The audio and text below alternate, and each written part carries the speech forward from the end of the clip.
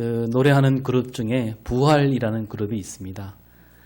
1986년에 아마 만든 부활 그룹인데 그분들이 부른 노래들 참 잘 따라하고 잘 듣는데요.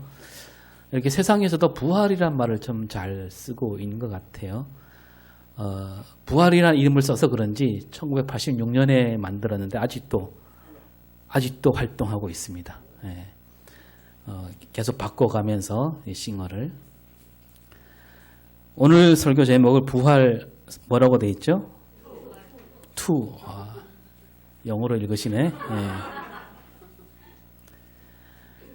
그런데 우리가 읽은 말씀은 이제 11사도가 모여 사도 한 사람을 더 세우는 이야기잖아요. 그 12제자였는데 가룟 유다는 예수님을 팔아 넘기고 그 죄책감을 이기지 못하고 죽었습니다. 그래서 이 가룟 유다 자리를 채울 사람을 뽑게 되었는데 저는 이 본문을 갖고 이 이야기는 부활 이야기다. 그런 뜻에서 부활 2라고 제목을 붙였습니다. 이 사도 한 사람을 더 세우는 이야기인데 어째서 부활 이야기라고 할 수 있을까요? 우리가 알듯이 예수님과 함께 했던 제자들은 12사람이었습니다. 그런데 말씀드린 대로 가룟 유다가 떨어져 나갔지요. 그리고 제자들은 처음에 뿔뿔이 흩어졌습니다. 다시 사신 예수님을 만나긴 했지만 예수님이 다시 살아나셨다라고 해서 자기들 삶이 달라져야 한다 생각하지 않았기에 그들은 다 흩어진 거죠. 다시 사신 예수님은 그 제자들을 또 찾아다니시면서 그들에게 말씀을 가르치십니다. 하나님 나라 일을 알려주시죠. 그래서 이 다시 사신 예수님과 40일을 지내면서 제자들도 이제 차츰차츰 깨닫게 되는 것을 볼 수가 있는데 다시 사신 주님이 우리 안에 계시는구나.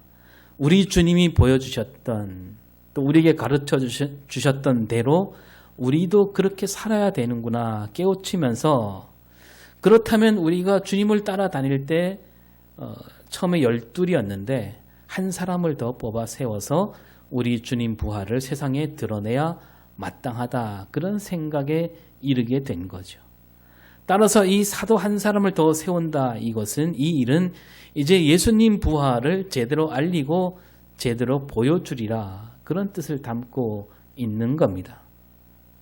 예수님이 불러 모신 제자들은 이제 그냥 모임이 아니라 이제는 부활 공동체가 되었다. 그런 뜻에서 오늘 이 이야기 제목을 부활 2로 지었습니다. 예수님이 십자가에 달리실 때 앞에 말씀드린 대로 제자들은 다 흩어졌지 않습니까? 우리가 근데 성경을 가만히 들여다보면 제자들은 흩어질 수밖에 없었습니다. 예수님께 부름을 받고 따라 나서긴 했지만 제자들은 예수님이 말씀하시는 그 하나님 나라를 제대로 알아듣지 못했지요. 예수님이 가르치신 말씀은 모두 하나님 나라를 알려주시는 말씀이었고 예수님이 하셨던 모든 일은 다 하나님 나라를 이루는 일이었는데 그것을 제자들은 알지 못했다는 겁니다. 제자들이 생각하는 나라, 제자들이 예수님을 따르면서 생각했던 그 나라는 뭐냐면 힘으로 세우는 나라였지요. 세상 모든 나라를 무릎 꿇게 만드는 그런 나라. 그래서 제자들은 고난이니 십자가니 이런 말들 꿈에서도 생각하지 않았지요. 이 고난과 십자가가 없으니 그들에게는 부활도 있을 수 없는 일이었던 겁니다. 예수님이 부활도 몇 차례 말씀하셨지만 제자들 귀에는 전혀 들어오지 않았습니다. 제자들은 그냥 생각했지요. 다만 예수님이 보여주신 능력 또 그 권세 있는 말씀 그것만 있으면 우리가 생각하는 얼마든지 우리가 꿈꾸는 그 나라를 이룰 수 있다. 이런 생각으로 따라다녔기에 그들은 예수님 말씀을 제대로 이해하지 못했다는 겁니다. 그러나 제자들 생각과 달리 예수님은 공회에 잡혀가셨고 빌라도 앞에 서게 되었고 그리고 십자가에 달리게 됩니다. 제자들이 놀랐고 두려웠고 자기들이 가졌던 꿈은 다 물거품이 되는 것 아닌가, 그런 생각에 제자들이 달아났고 흩어진 거죠. 그리고 사흘 뒤에 예수님 무덤이 비었다, 예수님이 다시 살아나셨다는 소식을 듣고 다시 모이긴 했지만 아직도 그들은 두려움을 떨치지 못했다고 성경은 말씀하고 있습니다. 그래서 요한복음 21장 3절, 그러니까 예수님을 만난 다음에, 다시 사신 주님을 만난 다음에 제자들이 어떻게 했습니까? 시작. 시몬 베드로가 나는 물고기 잡으러 가노라 하니 그들이 우리도 함께 가겠다 하고 나가서 배에 올랐으나 그날 밤에 아무것도 잡지 못하였더니. 예. 그러니까 이 구절이 뭐냐면 예수님이 다시 살아나시고 제자들을 만난 다음에 일어난 일이잖아요. 근데 제자들은 어디로 갔습니까? 자기가 하던 일 하러 갔어요. 다시 살아나신 예수님을 만났습니다. 만나니까 되게 놀라워했고 또 한편으로 기뻐했지요. 그러나 그뿐이었습니다. 제자들은 더 모일 생각도 하지 않았고요. 다들 고기 잡으러 갔습니다. 이거 다시 사신 주님을 만났는데도 제자들은 두려웠습니다. 아니 어쩌면 다시 사신 주님을 만나는 일이라서 더욱 두려워했는지도 모릅니다. 그렇죠. 예수님은 그 법정에서 사형 판결을 받고 십자가에 달리셨습니다. 그러니까 예수님을 죽게 만든 사람들, 그들은 뭐 예수님이 살아났다고 해도 믿겠습니까? 전혀 믿지 않을 뿐더러 예수님을 따르던 사람들을 찾고 있지요. 그래서 누군가 예수 이름을 입에 올리기만 하면 바로 잡아갈 그런 기세로 말이죠. 그래서 우리가 마태복음, 마가복음, 누가복음, 요한복음 다 예수님 부활 이야기가 나오는데 그 네 복음서 끝자락에 예수님이 다시 살았다는 얘기가 나오는데 그 어느 복음서에서도 다시 사신 예수님을 만난 제자들이 바로 주님이 살아나셨다고 막 돌아다니면서 부활을 알렸다는 얘기가 찾아볼 수가 없습니다. 왜 그럴까요? 그거는 두려운 일이었기 때문이에요. 그리고 부활을 눈으로 보고 몸으로 겪었다 해서 곧바로 부활 신앙이 생기지는 않는다라고 우리가 부활주일 2주에 걸쳐서 말씀을 나눴지요. 그런 까닭에 다시 사신 예수님은 그 두려움에 쌓인 제자들을 찾아다니시면서 또 가르쳐야 됐던 겁니다. 만나서 가르치고 또 가르치십니다. 엠마오로 내려간 두 제자도 예수님 부활을 알고 있었지요. 부활을 알면서도 그들은 고향으로 내려가고 있었습니다. 그때 예수님이 나타나셔서 그들에게 하신 일이 뭐냐? 누가복음 24장 27절 시작. 이에 모세와 모든 선지자의 글로 시작하여 모든 성경에 쓴 바 자기에 관한 것을 자세히 설명하시니라. 예, 모세와 모든 선지자의 글, 이게 뭡니까? 성경 말씀이잖아요. 말씀을 가르치시고 있는 겁니다. 또 제자들이 다 모인 자리에서 누가복음 24장 44절 시작. 내가 너희와 함께 있을 때 너희에게 말한 바 곧 모세의 율법과 선지자의 글과 시편의 나를 가리켜 기록된 것이 이루어져야 하리라 한 말이 이것이라. 여기서도 예수님이 뭘 가르쳐요? 하나님 말씀을 가르치시는 거예요. 말씀에 비추어서 다시 사신 그 뜻을 가르치시고 있는 겁니다. 그리고 또 사도행전 1장 3절에 시작.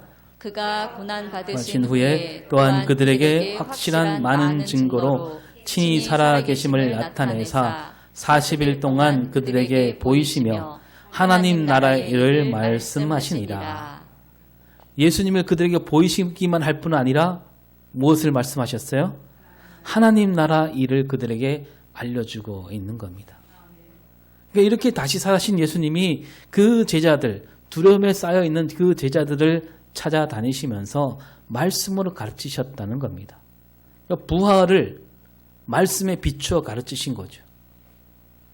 이렇게 부활에 담긴 뜻을 예수님이 말씀에 비추어 가르치시고 나니까 제자들이 그때부터 조금씩 조금씩 깨우치게 되는 겁니다.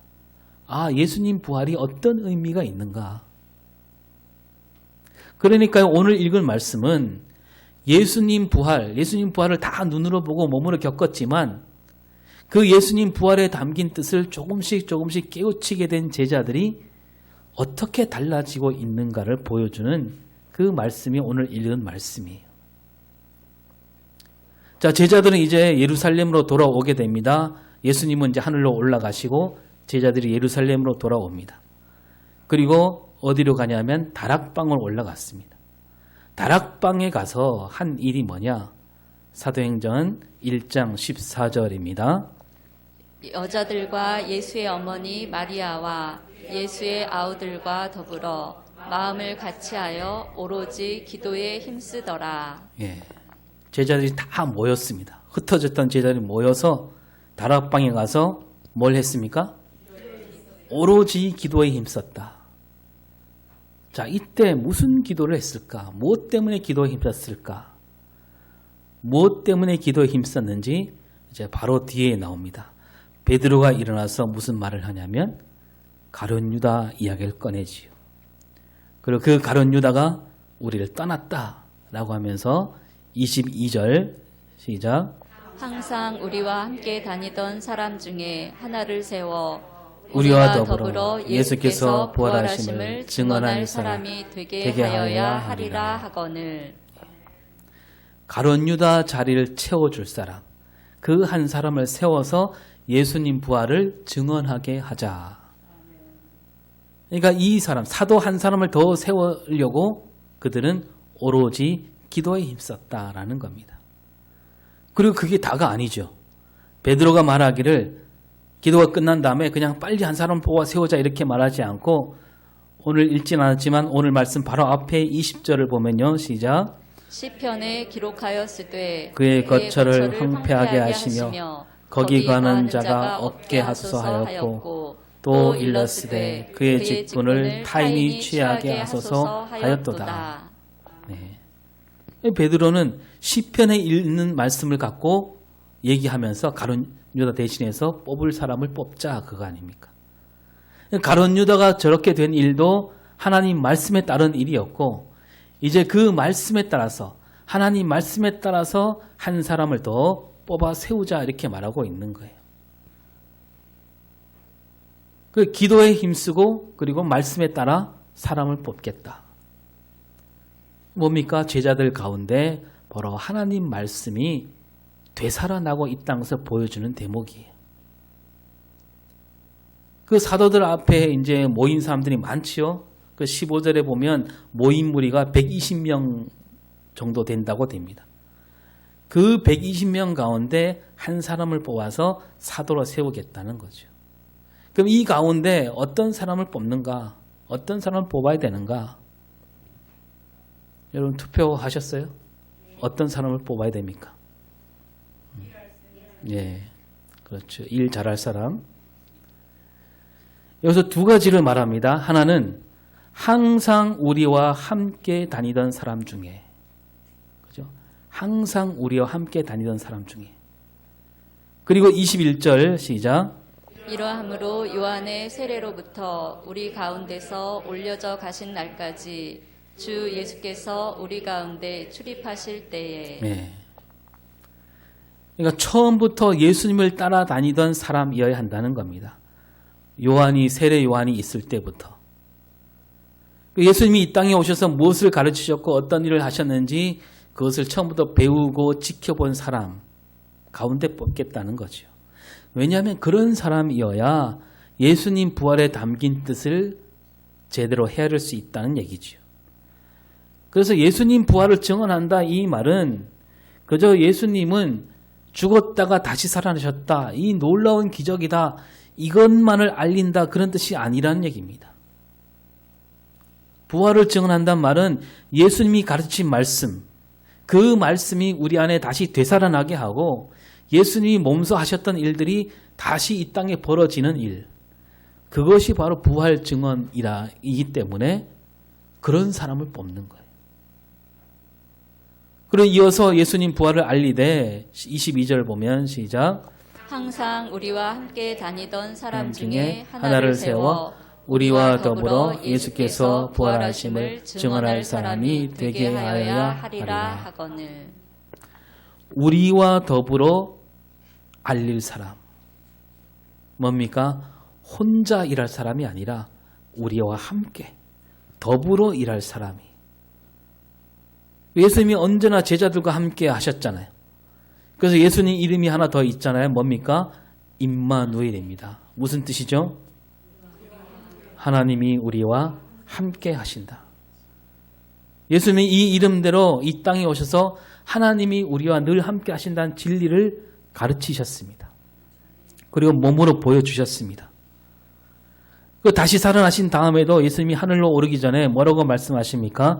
마태복음 28장 20절에 내가 너에게 분부한 모든 것을 가르쳐 지키게 하라. 볼지어다 내가 세상 끝날까지 너희와 항상 함께 있으리라. 네. 세상 끝날까지 항상 함께 있겠다. 그러니까 예수님을 따르는 사람이라면, 사도라면, 부활을 증언해야 될 사람이라면 함께하는 그 의미, 그 뜻을 잘 아는 사람이어야 한다는 겁니다. 함께 할 줄 모르는 사람은 사도가 될 수 없다. 이거 아닙니까? 그래서 예수님 부활은 하나님이 우리와 늘 함께 하신다는 그 진리를 담고 있는 겁니다. 함께하는 삶을 모르는 사람은 부활을 알지 못한 사람과 같다는 거죠. 예수님이 부활하셔서 늘 우리와 함께 하신다. 우리 기독교 신앙은 이 함께 더불어 믿는 신앙이죠. 그래서 우리 주님은 우리에게 교회를 세워주신 겁니다. 교회가 뭡니까? 함께 모이는 모임. 아무리 능력이 좋아도 혼자 앞서가는 신앙은 기독교 신앙과 거리가 먼 거예요. 우리도 이렇게 늘 함께하는 신앙으로 부활을 널리 알리는 삶을 살아야 한다는 겁니다. 그러니까 이 사도 한 사람 더 세우는데 두 가지라 그랬죠. 하나는 우리와 늘 함께하는 사람들 중에서 예수님을 처음부터 따라다니고 배웠던 사람, 그리고 함께 일할 줄 아는 사람. 그 사도들이 하나하나 살펴보니까 그 120명 가운데 두 사람이 눈에 띕니다. 어떤 사람일까요? 23절에 그들이 두 사람을 내세우니 하나는 바사바라고도 하고 별명은 유스도라고 하는 요셉이요 하나는 마띠아라. 예, 요셉과 마띠아. 이 두 사람이 우리가 내세운 그 기준에 맞는 사람이었다는 거죠. 이 요셉과 마띠아가 바로 처음부터 예수님을 따라다녔고 배웠고, 그리고 이 두 사람들 함께하는 삶을 아는 사람이다. 그런데 여기서 보니까 요셉을 가리켜서 뭐라고 그러냐면 바사바라고도 한다. 바사바. 여러분 바요나 시모나 들어봤습니까? 무슨 뜻이에요? 바요나 시모나.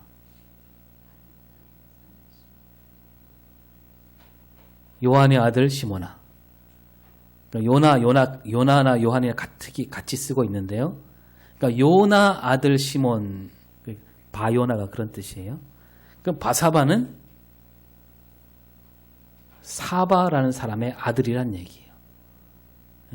그리고 이 사람에게는 별명도 있어요. 유스도. 그게 뭔 얘기입니까? 이 요셉이라는 사람은 그 주변 사람들에게 좀 잘 알려진 사람이라는 뜻 아닙니까? 사도들도 이 사람을 잘 알고 있어요. 그리고 이 마띠아에 대해서는 무슨 말이 있습니까? 마띠아에 대해서는 아무 말이 없어요. 그래서 아마도 이 구절을 볼 때 사도들은 또 주변 사람들은 두 사람 가운데 요셉이 사도가 되는 게 더 마땅하지 않을까, 그런 눈치를 갖고 있었다는 겁니다. 그런데 어떻게 됩니까? 사도들은 그 사람을 바로 뽑지 않아요. 24절 앞에 보면 뭐라고 되어 있습니까?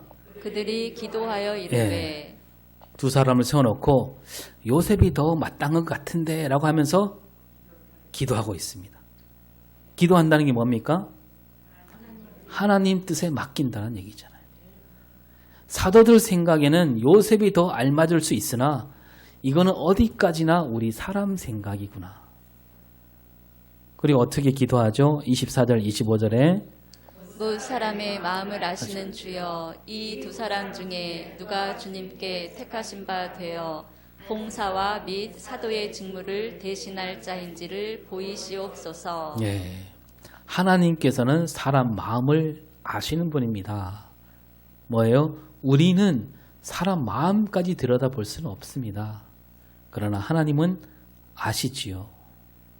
그래서 우리 뜻대로 뽑지 않게 하시고 하나님 뜻에 맡기겠습니다. 이렇게 기도하고 있는 거예요. 그래서 마침내 26절에 어떻게 돼요? 제비 뽑아 마띠아를 얻으니 그가 그가 11 사도의 수에 들어가니라. 예, 뭐 요셉이 하나님 뜻에 맞을 수도 있겠죠. 그러나 뽑고 보니까 요셉이 아니라 마띠아가 하나님 뜻에 맞았다는 거예요. 근데 아마도 이 두 사람을 뽑을 때요, 뭐 다수결로 뽑거나 우리처럼 투표함에 가서 이렇게 도장 찍어서 뽑았다라면 누가 뽑혔을까요? 아마도 요셉이 뽑히지 않았을까요? 사람들이 다 잘 아는 사람? 우리도 그렇잖아요. 이름 아는 사람 뽑잖아요. 뭐 누가 누군지 몰라도 또 좀 눈에 익은 사람, 그죠? 뭐 정책도 보지만 또 아무것도 모르면 그냥 가만 보니까 이름이 마음에 들어. 그래서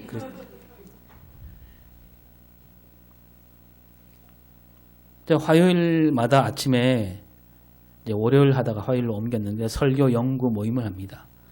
그 전국의 곳곳에 있는 목사님들이 이제 함께 하는데요. 영상으로 하는 거죠. 한 10분 정도 모이는데, 그러니까 이제 이 본문을 미리 나눈 거죠. 그때 이 얘기를 나누면서, 오늘 우리 교회에도 일꾼을 뽑을 때 제비 뽑기를 해야 되지 않을까.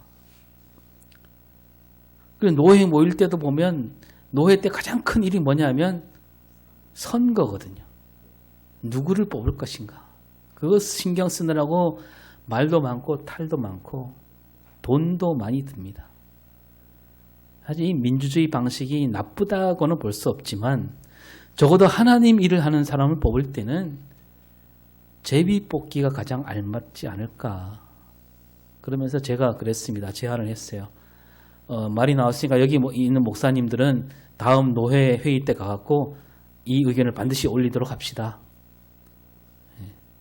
우리 노회 모든 일꾼은 제비 뽑기로 하자고 올리자고.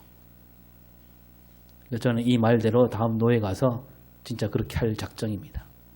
응원해 주시기 바랍니다. 하여튼 사도들은 이렇게 꼼꼼하게 하나님의 뜻을 따라서 말씀을 따라서 비어있는 한 자를 채우게 된 거예요. 이로써 예수님이 세우셨던 그 제자 공동체가 다시 세워지게 된 거예요. 제자 공동체가 거듭났고 제자 공동체가 부활하게 된 겁니다. 그래서 이 이야기를 가르쳐서 제가 부활2라고 지은 겁니다. 자, 그렇다면 사도들이 굳이 12사람을 채운 까닭은 뭘까요? 여러분, 사도가 뭐 열이면 어떻고 11면 어떻습니까? 하나님 일을 하는데 하나님께서 능력을 주셔서 그 능력에 힘입어 일하면 다 잘 되게 되어 있지 않습니까? 그런데 오늘 말씀에서는 사도들이 굳이 12사람을 채우고 있습니다. 12라는 숫자에 담긴 뜻이 있기는 합니다. 구약 성경에 이스라엘 12지파를 가리키고요. 또 이 12라는 숫자는 3 곱하기 4 그래서 온 세상을 담는 숫자가 12라는 숫자예요. 그래서 여러분 140 천사 뭐죠? 몇 명이에요? 요한계시록에 14만 4천 그것도 그렇게 나온 숫자인 거예요. 12 곱하기 12예요. 그러나 무엇보다도 이 제자들이 12를 다시 채운 것은 예수님이 처음에 12제자를 불렀잖아요. 그리고 12제자와 함께 다니셨고 12제자와 함께 하나님 나라를 이루셨습니다. 그래서 그 뜻을 그대로 되새기자. 그런 뜻을 담아서 굳이 12를 채고 있는 겁니다. 다시 말하면 예수님이 살았던 그 삶을 우리 12사람이 되어서 그때처럼 12사람이 되어서 우리가 그대로 보여주자. 그런 의지, 그런 뜻을 담아서 한 사람을 더 뽑은 겁니다. 예수님이 12제를 부르실 때 그 안에 마띠아는 없었지만 앞에서 나누었듯이 그 마띠아는 처음부터 예수님을 따라다닌 사람이었잖아요. 예수님이 이 땅에 오셔서 무엇을 가르치셨고 어떤 일을 하셨는지 다 배우고 지켜본 사람, 그런 사람으로 채우는 거예요. 그러니까 이 12이라는 숫자만 채우고자 한 사람을 더 뽑자, 이게 아니었다는 거예요. 어떻게 하면 예수님의 삶을 더 잘 드러낼 수 있을까? 그런 뜻으로 한 사람을 더 세워 12사도로 만들었다는 겁니다. 또 우리가 제자들이 사도 한 사람을 더 세우는 일을 가만히 지켜보면 벌써 그 과정에서요, 예수님을 떠올리게 만듭니다. 다시 24절에 뭐라고 돼 있어요? 그들이 기도하여 이르되. 기도했다 그러잖아요. 사람을 세울 때. 그리고 그 앞서 14절에서는 사도들이 마음을 같이하여 오로지 어디에 힘썼다? 기도에 힘썼다 했습니다. 기도하면서 하나님 뜻을 따라서 마띠아를 사도로 삼은 거예요. 이게 뭐예요? 예수님이 하신 대로잖아요. 누가복음 6장 12절 13절 시작. 이때 예수께서 기도하시러 산으로 가사 밤이 새도록 하나님께 기도하시고 밝음에 그 제자들을 부르사 그 중에서 12를 택하여 사도라 칭하셨으니. 예수님이 제자들을 세우실 때 뭐 하셨어요? 기도하신 거거든요. 하나님 뜻을 따라서 이 12사람을 세우셨잖아요. 기도하면서. 그 제자들이 지금 뭐 하고 있어요? 예수님이 하신 그대로 따라서 기도하면서 하나님 뜻을 따라 사도를 세우고 있는 거예요. 그러니까 예수님을 그대로 본받고 있는 거죠. 그 사람을 세우는 일에도 벌써 거기에 예수님이 드러나고 있는 거예요. 또 사도 한 사람을 세우는 일을 들여다보면 이렇게 합니다. 23절에 시작. 그들이 두 사람을 세우니. 사도 세우기에 앞서서 제자들이 두 사람, 120명 가운데 두 사람을 내세웠다 그럽니다. 그리고 두 사람 가운데 한 사람을 고른 일은 누구에게 맡겨요? 제비뽑기로 하나님께 맡기는 거예요. 제비뽑기는 하나님 뜻을 따르는 거잖아요. 그러니까 제자들이 그냥 기도만 하고 하나님 저 120명이 있는데 저 가운데 하나님이 능력의 눈으로 보셔서 한 사람을 뽑아주세요. 그렇게 하지 않았어요. 두 사람을 내세운 다음에 그 다음에 하나님께 맡기고 있습니다. 그 사도들은 벌써 뭐 하는 겁니까? 한 사람을 세울 때 하나님과 함께 일하고 있는 것을 보여주고 있는 거예요. 한쪽으로 치우치지 않아요. 하나님 뜻을 따르지 않고 자기들이 좋은 대로 뽑지도 않았고 또 자기들은 가만히 있고 하나님께 다 맡기고 그러지 않았다는 겁니다. 여러분 이것도 예수님이 일하신 대로 아닙니까? 요한복음 5장 17절에 예수님이 뭐라고 말씀하시죠?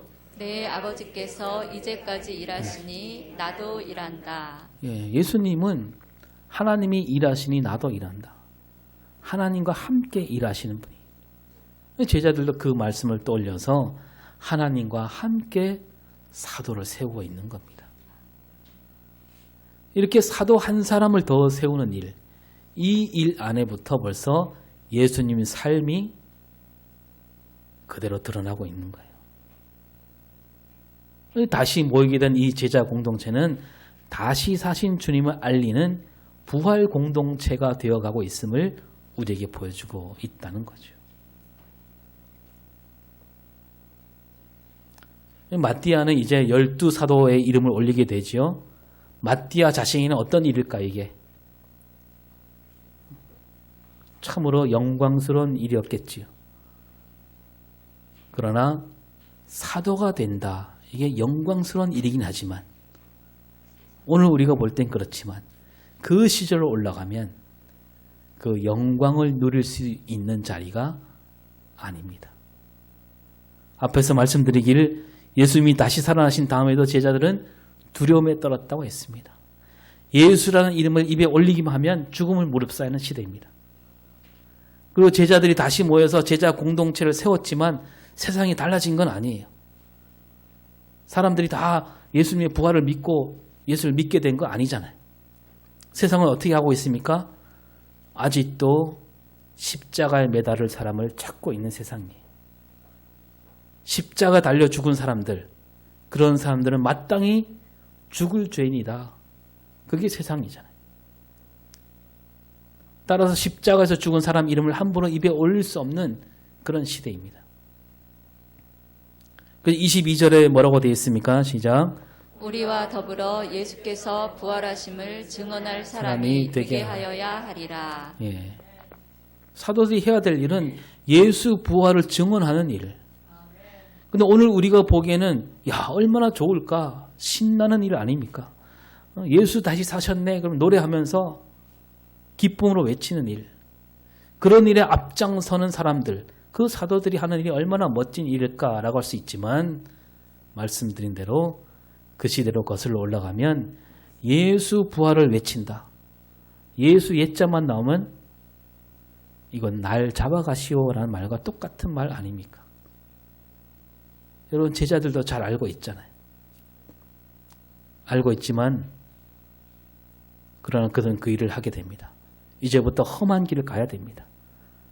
그리고 뒤에 보면 진짜로 사도들은 공회에 잡혀가기도 하고 채찍에 맞기도 하고 옥에 갇히기도 하고 또 죽음에 이르게 되기도 합니다. 사도들은 우리는 고난과 십자가 죽음이 기다리는 그 길로 걸어가고 있다는 걸 잘 알고 있지만 그러나 사도들은 알면서 기꺼이 그 길로 들어서고 있는 겁니다.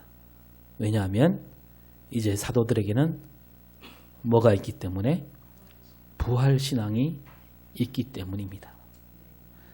여러분 다 흩어져서 물고기나 잡으면서 그냥 옛날 일 떠올리면서 예수님과 함께 했던 좋았던 일, 추억을 떠올리면서 지낸다면 고난도 없고 십자가도 없지 않겠습니까? 그래도 그들은 돌아가지 않았습니다. 편한 삶을 마다했습니다. 왜냐하면 거기에서 그 삶은 편하지만 거기에 뭐가 없어요? 생명이 없고 부활이 없기 때문입니다. 그 사도들은 이 부활신앙으로 그 어렵고 힘겨운 길에 들어서고 있는 거죠. 사도들은 믿었습니다. 우리가 알다시피 사도행전 1장 8절에 시작. 오직 성령이 너희에게 임하시면 너희가 권능을 받고 예루살렘과 온 유대와 사마리아와 땅 끝까지 이르러 내 증인이 되리라. 아멘. 예수님이 말씀하신 그 말씀하신 대로 지금 우리는 좀 힘겹고 어려울지 모르지만 성령이 우리에게 오시면 우리는 부활 증인으로서 거뜬히 살아낼 수 있다. 성령이 오시면 할 수 있다. 그리고 이어지는 사도행전 2장에 마침내 성령이 그들에게 임하게 됩니다. 이 성령이 주신 능력에 힘입어 사도들은 부활 증인으로 살아가는 삶을 살게 되었던 거죠. 오늘 우리도 모두 부활 증인으로 부름을 받았습니다. 우리가 가는 길 쉽지 않습니다. 세상 사람들처럼 살면 뭐 더 마음 편하게 살 수 있잖아요. 여러분 마을 잔치로 마을을 섬기려면 시간을 바쳐야 되고 신경도 써야 되고 또 쉬지도 못합니다. 물가가 많이 올랐는데 그 시간에 한 푼이라도 더 벌어야 뒤처지지 않잖아요. 그러나 우리가 기꺼이 섬김으로 그 시간을 채웠습니다. 왜냐하면 우리는 부활신앙으로 사는 사람들이기 때문이죠. 다시 사신 주님이 우리 안에 계시기 때문에 우리가 그 일을 할 수 있었던 거죠. 앞으로도 우리 앞에 험한 일이 있을 수 있습니다. 우리가 가는 길이 영광스러운 길이지만 영광을 누리는 길은 아닙니다. 좁은 길이죠. 그러나 그 길 끝에 다시 사신 주님이 서 계십니다. 이번 한 주간도 부활로 가는 길, 그 길로 거침없이 들어설 수 있기를 바랍니다. 그리고 다음 주일 성령 강림주일을 기쁘게 맞이하는 저와 여러분이 되기를 바랍니다. 기도하겠습니다. 하나님, 우리도 저 사도들처럼 예수님 부활을 널리 알리는 삶을 살게 하여 주시옵소서. 우리도 주님 가신 길로 기꺼이 걸어가게 하시고 우리 안에 주님께서 보여주신 그 사랑과 희생과 섬김이 가득히 드러나고 나타나는 우리가 되게 하여 주시옵소서. 감사드리며 예수님 이름으로 기도합니다. 아멘.